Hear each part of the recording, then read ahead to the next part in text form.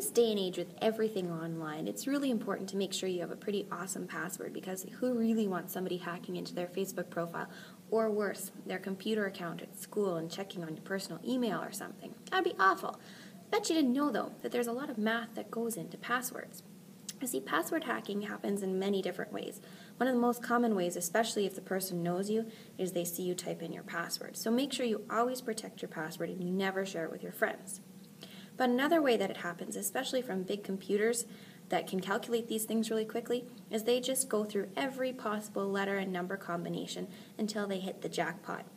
So let's go through what makes a password really safe and what could possibly make a password not so great. Let's say, for instance, you wanted to use the password heart. Okay, it's 5 letters. So that means that you're going to only have 5 possible characters for your password. 1, 2, 3, 4, and 5. Okay, now it has no uppercase and no lowercase letters. So that means there are only 26 possible different characters that can be in each of these different spaces. So we use a combination. We get 26 times 26 times 26 times 26 times 26, which is just 26 to the power of 5.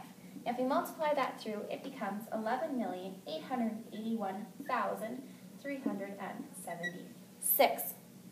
Okay, that seems like a lot, but in the password world, that's not a lot, and a computer can whip through this really quickly. Let's pretend, however, that you decided to change some of these characters so that you got uppercase, lowercase, numbers, and symbols. Now that might not necessarily be the best password to choose because you might not be able to remember it. But if that's something that's meaningful to you, then it's a great password for you. So we have 5 different options. Now there are 26 uppercase letters, 26 lowercase letters, 10 digits including 0, as well as 32 different symbols on your keyboard. Together, this totals 94 possible characters. So we'd have 94 times 94 times 94 times 94 times 94, which is just 94 to the power of 5. Now, this is going to yield 7,339,040,224. That is a lot more than the just under 12 million that you would have had if you had no uppercase or numbers or symbols. Now, what would happen if we made this longer? Because a good password should be at least 8 characters, if not more. I usually like to have mine around 12 or 15. Let's see what would happen. Let's say, for instance, you chose a password like capital I, and then this teen texting heart, my, capital G, granny,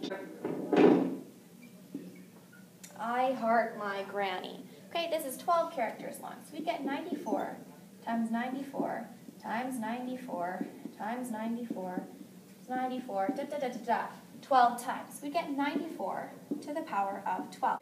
Now, most calculators won't come up with a decent number for you to read off. They'll give you a decimal and it won't be exact. So instead, I looked it up on my Wolfram Alpha app. So, it works out to be 475 sextillion, 920 quintillion, 314 quadrillion, 814 trillion, 253 billion, 376 million, 475,000, so there's the 7, and 136.